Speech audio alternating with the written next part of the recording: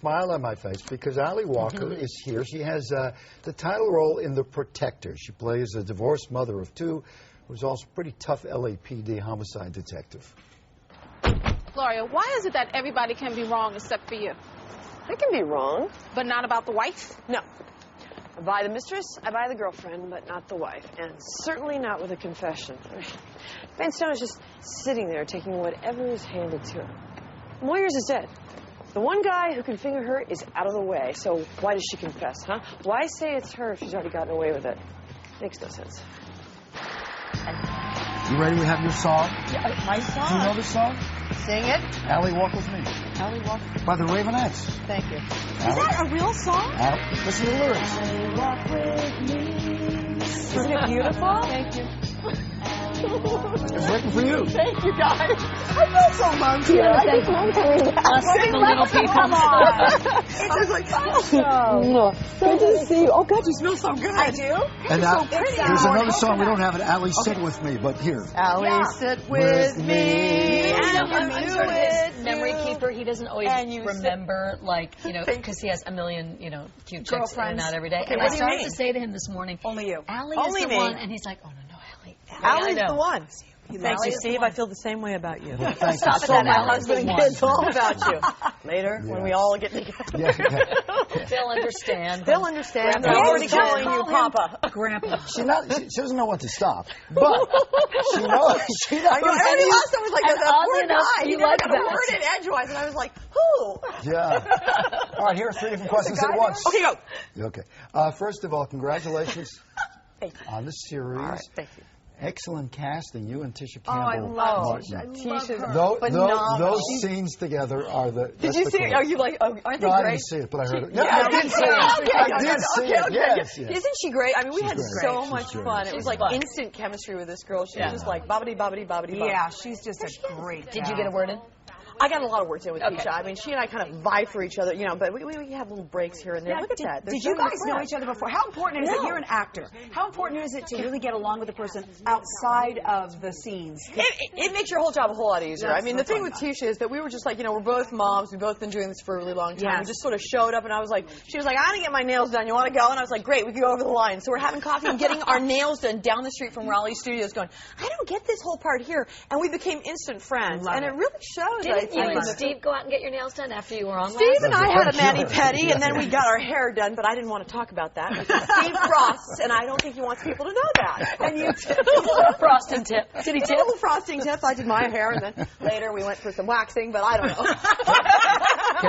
Can we talk to you seriously for a moment? She is being serious. Yeah, that was me. So, yeah. Well, I want to get off that topic. I'm okay. embarrassed. But you are Barry. You did a few years ago, and I think we touched on this at one time. You did a documentary Yes. about the foster care system here in Los Angeles, Yes. not around the world. Yeah. The pluses and the minuses. Yeah. It's very important to you. Yeah. Is it getting back out there again? Yeah, well, we're trying to do that right now. Actually, we have it at HBO right now, and I've been talking to the people at O about it. We've got it to the people at O, and if nothing else, I talked to Hulu about it, and I'm going to get it on the internet if I can. To get it out there. To get it out there, I did this. I had just finished. It was a couple of years after I finished Profiler, and I had my 1-year-old and my 4-year-old with me, and I was walking in the park in Santa Monica. And Santa Monica is a pretty affluent area here in Los Angeles, and it's out, you know, over on the bluffs there. And there's a lot of homeless people. And I met a woman who was homeless with her baby, who was the same age as my baby. Oh, my God. And they've been sleeping outside because With the baby. Yeah, with the baby. The baby was not yet one.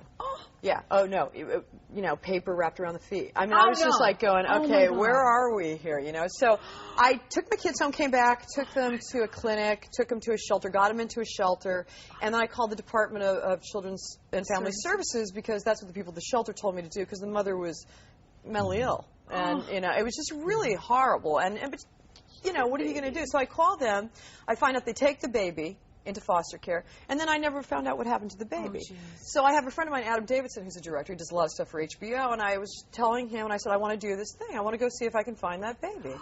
So we took a camera and filmed for 2 years, and the courts let us into the system to talk to just everyday kids in the system, and it's just, you know, it's pretty powerful. Did you find the baby? No, I petitioned the courts several times, and then finally they told me that the baby had been adopted out, which is really unusual. He was African American, he was a boy, and they usually, it's an average of 5 years in the system. You know, before they get the systems are adopted out. so screwed up. but it's an enormous. I mean, there's a lot of money going into. I know. It's a huge amount what of money. happened to the mother?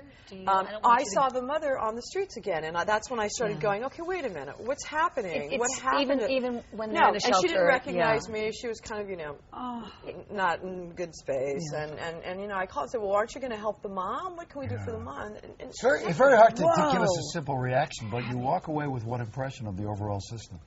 Well, it's sort of, it's the ending of my film. I'm walking and it says, friends of mine have asked me if I had to do it all over again, would I have called the department that day? And I end the film by saying, that's a good question. Oh, my God. Because, there is a need for a system. Because there are a lot of people who should not have children. There are a lot of people, unfortunately, that have been through so much in their own lives that they abuse and hurt children. Correct. But there are a lot of people in the system. I'd say 80% of the kids in the system are there because of drugs and poverty. I think if you go back into any real problem in society, you can always draw it back to poverty. If you don't help the poor and help get education into those communities, you're going to have drugs, you're going to have crime, you're going to have this. So maybe with a little bit of help, you can keep some of these families together. You can. If you do, community-based programs. And after that, they changed the head of the department. Rhea Perlman and I wrote a letter, an editorial. Rhea's really involved, and she helped me a lot. Danny and Rhea helped me a lot with the film. And, it just started to change, and things got better. They went from 50,000 kids down to 26,000 kids. I mean, there's always, because people want to help. People in the system want to do the right thing. They want to help. You're saying there's enough money. There is enough money in the system. Oh, my gosh.